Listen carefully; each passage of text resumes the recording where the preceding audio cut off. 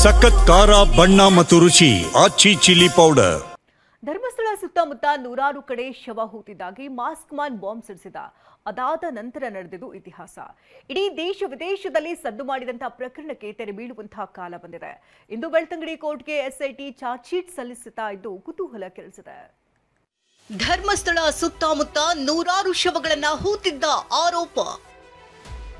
SIT ತನಿಖೆ ಅಂತಿಮ ಹಂತಕ್ಕೆ ಇಂದು ಚಾರ್ಜ್ ಶೀಟ್ ಸಲ್ಲಿಕೆ. ಬುರುಡೆಯೊಂದನ್ನ ಹೊತ್ತು ತಂದಿದ್ದ ಮಾಸ್ಕ್ ಮ್ಯಾನ್ ಚಿನ್ನಯ್ಯ ಧರ್ಮಸ್ಥಳ ಗ್ರಾಮದ ಸುತ್ತಮುತ್ತ ನೂರಾರು ಹೆಣಗಳನ್ನ ಹೂತು ಹಾಕಿದ್ದೀನಿ ಅಂತ ಬಾಂಬ್ ಸಿಡಿಸಿದ್ದ. ಒಂದು ದೊಡ್ಡ ವಕೀಲರ ತಂಡದ ಜೊತೆ ಬಂದವನೇ ಸಾಲು ಸಾಲು ಆರೋಪಗಳ ಸುರಿಮಳೆಗೈದಿದ್ದ. ಇದು ರಾಜ್ಯ ದೇಶ ವಿದೇಶಗಳಲ್ಲಿ ಸಂಚಲನವನ್ನ ಮೂಡಿಸಿತ್ತು. ನಂತರ ಸರ್ಕಾರ ಎಸ್ಐಟಿ ರಚನೆ ಮಾಡಿತು. ಶವ ಹೂತು ಹಾಕಿದಂತ ಜಾಗಗಳ ಗುರುತು ಮಾಡಿ ಅಗೆದು ಬಗೆದು ಶೋಧ ನಡೆಸಲಾಗಿತ್ತು. ಆದರೆ ಈ ಕೇಸ್ನಲ್ಲಿ ಸಾಕ್ಷಿ ದೂರುದಾರನಾಗಿ ಬಂದಿದ್ದ ಮಾಸ್ಕ್ ಮ್ಯಾನ್ ಚಿನ್ನಯ್ಯನನ್ನೇ ಎಸ್ಐಟಿ ಬಂಧಿಸಿತ್ತು.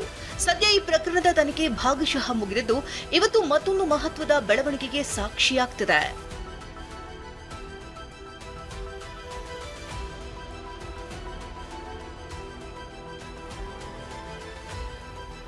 ಬರೋಬ್ಬರಿ 4,000 ಪುಟಗಳ charge sheet. Mask man Chinnaiah ಬಂಧನ ಆಗಿ ಇಂದಿಗೆ 90 ದಿನ ಕಂಪ್ಲೀಟ್ ಆಗುತ್ತೆ. ಬೆಳ್ತಂಗಡಿ ನ್ಯಾಯಾಲಯಕ್ಕೆ ಬೆಳಗ್ಗೆ 10:30 ಸುಮಾರಿಗೆ ಎಸ್ಐಟಿ ಮುಖ್ಯ ತನಿಖಾಧಿಕಾರಿ ಜಿತೇಂದ್ರ ಕುಮಾರ್ ದೋಷಾರೋಪಣಾ ಪಟ್ಟಿ ಸಲ್ಲಿಸಲಿದ್ದಾರೆ. ನಂತರ ವಿಚಾರಣೆ ನಡೆಯಲಿದ್ದು ಎಸ್ಐಟಿ ಮುಂದೇನ್ ಮಾಡಬೇಕು ಅನ್ನೋ ಬಗ್ಗೆ ನಿರ್ಧಾರವಾಗಲಿದೆ. ಚಾರ್ಜ್ ಶೀಟ್ನಲ್ಲಿ ಏನೆಲ್ಲ ಇರಬಹುದು ಅಂತ ನೋಡುವುದಾದ್ರೆ, ಧರ್ಮಸ್ಥಳ ಬುರುಡೆ ಕೇಸ್ ಸಂಬಂಧ ಎಸ್ಐಟಿ 4,000 ಪುಟಗಳ ಚಾರ್ಜ್ ಶೀಟ್ ಅನ್ನು ತಯಾರಿಸಿದೆ. ಒಟ್ಟು 6 ಜನರ ಮೇಲೆ ಎಸ್ಐಟಿಯಿಂದ ದೋಷಾರೋಪಣಾ ಪಟ್ಟಿ ತಯಾರು ಮಾಡಿದೆ. ಚಿನ್ನಯ್ಯ, ವಿಠ್ಠಲಗೌಡ, ಮಹೇಶ್ ಶೆಟ್ಟಿ ತಿಮರೋಡಿ, ಗಿರೀಶ್ ಮಟ್ಟಣ್ಣನವರ್, ಜಯಂತಿ ಮತ್ತು ಸುಜಾತಾ ಭಟ್ ವಿರುದ್ಧ ದೋಷಾರೋಪಣಾ ಪಟ್ಟಿ ತಯಾರು ಮಾಡಲಾಗಿದೆ.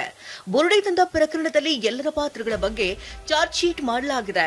ಷಡ್ಯಂತ್ರ ಮಾಡಲು ಬುರುಡೆ ಇಟ್ಟುಕೊಂಡು ಮಾಡಿದಂತಹ ಸಂಚು, ಯಾರಿಗೆ ಎಲ್ಲೆಲ್ಲಿಂದ ಹಣ ಬಂದಿದೆ ಅನ್ನೋದ್ರ ಬಗ್ಗೆ ಉಲ್ಲೇಖಿಸಲಾಗಿದೆ ಎನ್ನಲಾಗಿದೆ. ಇನ್ನು ಆರೋಪಿ ಚಿನ್ನಯ್ಯನನ್ನ ಮಾತ್ರ ಬಂಧಿಸಿದ್ದೇವೆ, ಉಳಿದವರನ್ನ ವಿಚಾರಣೆ ನಡೆಸಿದ್ದೇವೆ ಅಂತ ಚಾರ್ಜ್ ಶೀಟ್ ನಲ್ಲಿ ಉಲ್ಲೇಖಿಸಲಾಗಿದೆ ಅನ್ನೋ ಮಾಹಿತಿ ಸಿಕ್ಕಿದೆ. ಇಂಟ್ರೆಸ್ಟಿಂಗ್ ವಿಚಾರ ಅಂದ್ರೆ ಎಸ್ಐಟಿ ಮಹೇಶ್ ಶೆಟ್ಟಿ ತಿಮರೋಡಿ ಅವರ ವಿಚಾರಣೆಯನ್ನ ನಡೆಸದೆ ಇನ್ನುಳಿದವರ ವಿಚಾರಣೆಯನ್ನ ಮಾತ್ರ ನಡೆಸಿದೆ.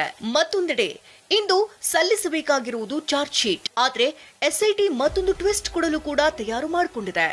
ಕಾನೂನಿನಲ್ಲಿ ಇರುವಂತಹ ಅವಕಾಶಗಳನ್ನ ಬಳಸಿಕೊಂಡು ಚಾರ್ಜ್ ಶೀಟ್ ಹಾಕದೆ ವರದಿ ಅಂತ ಕೊಟ್ಟು ಮತ್ತೆ ತನಿಖೆಗೂ ಕೇಳುವ ದಾರಿಯನ್ನ ಉಳಿಸಿಕೊಂಡಿದೆ. ಹೀಗಾಗಿ ಇಂದು ಏನಾಗುತ್ತೆ ಅಂತ ಕಾದು ನೋಡಬೇಕು. ಪೃಥ್ವಿರಾಜ್ ಬೊಮ್ಮನಕೆರೆ, TV9 ಮಂಗಳೂರು.